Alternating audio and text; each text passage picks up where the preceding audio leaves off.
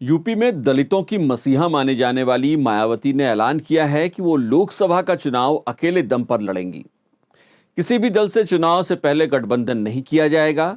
मायावती के इस ऐलान के बाद क्या 2024 के चुनाव और गठबंधन की राजनीति में कुछ समीकरण बदल जाएंगे या फिर कुछ नए समीकरण बन जाएंगे? फिर भला मायावती अलायंस से मना क्यों कर रही हैं? ये सवाल भी एक बड़ा सवाल है।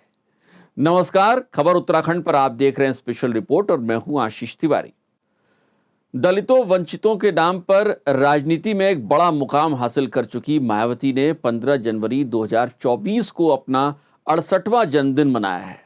इस मौके पर मायावती ने अपने चिर परिचित अंदाज में सियासी संदेश दिए हैं।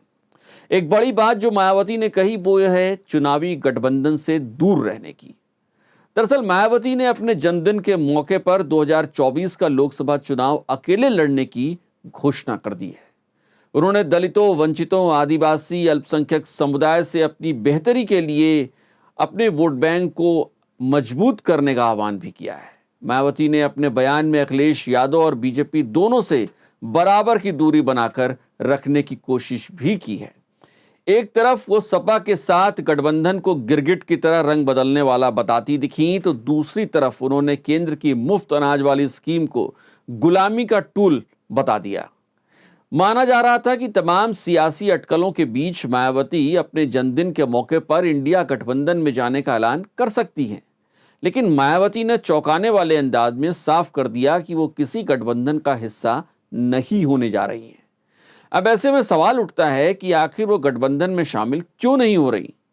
आखिर वो क्या संदेश देना चाहती हैं? दरअसल यूपी में चुनाव में जाति एक अहम मसला रहती है। मायावती के पास दलित वोटों की वो चाबी रही है जिससे वो राजनीति में इतना बड़ा कद बना पाई। एक दौर था जब मायावती ने सोशल इंजीनियरिंग का सहारा लिया और दलितों के साथ ही मुस्लिमों और ब्राह्मणों को भी अपने पाले में खींचने में सफल हो गई थी।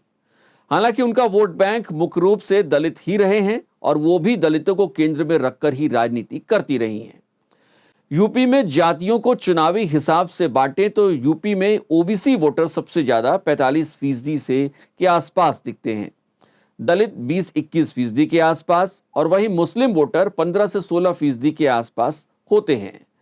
जैसा कि हमने पहले ही चर्चा की कि मायावती की राजनीति मुख्य रूप से दलितों के इर्द गिर्द ही रही है, तो ऐसे में अगर वो कांग्रेस के गठबंधन में शामिल हो जाती तो न सिर्फ ओबीसी के 10% यादव बल्कि पूरा दलित वोट विपक्ष के साथ एकजुट दिखाई दे सकता था।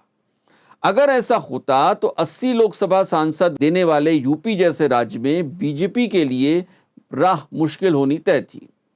सपा और बसपा अगर एक साथ हो जाएं तो एक बड़ा वोट बैंक उनके साथ नजर आता है। अब होगा ये कि अगर मायावती गठबंधन में नहीं जाती हैं तो वो उत्तर प्रदेश में दलितों के लिए एक तीसरे विकल्प के तौर पर खड़ी हो जाएंगी। यानी दलित अपना वोट किसे दें, इसके लिए वो 3 विकल्पों पर विचार कर सकते हैं।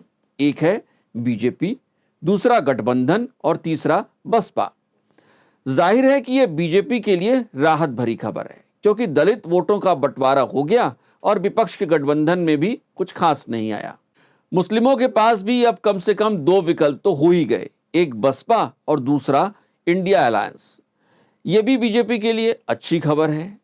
जो लोग यूपी की राजनीति को समझते हैं और जो लोग यूपी में जातिगत राजनीति को समझते हैं, वो मायावती के इस ऐलान को बेहद अहम ऐलान मानकर चल रहे हैं।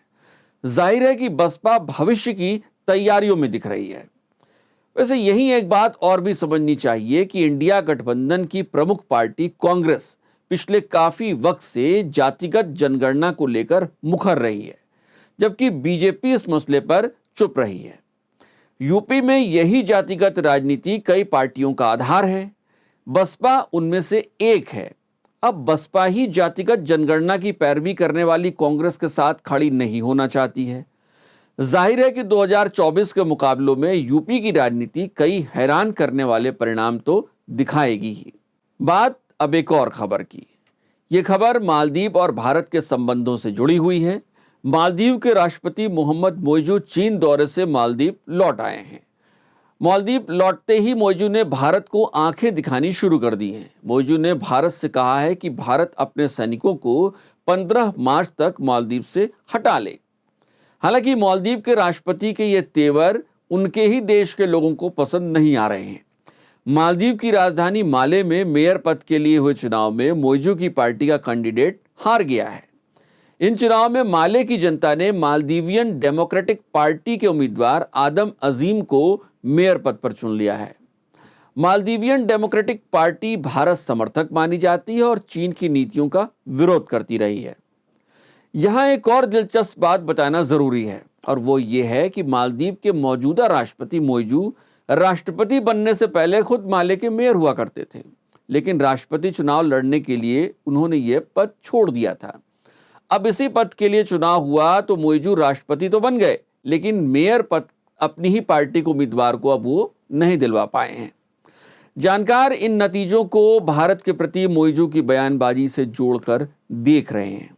जानकारों का मानना है कि मोइजू सरकार को भारत विरोध का रवैया जनता को पसंद नहीं आ रहा है। आप देख रहे थे स्पेशल रिपोर्ट। अगर आप हमें फेसबुक पर देख रहे हैं तो पेज को फॉलो करें। अगर आप हमें यूट्यूब पर देख रहे हैं तो चैनल सब्सक्राइब करें, बेल आइकन जरूर दबाएं। नमस्कार।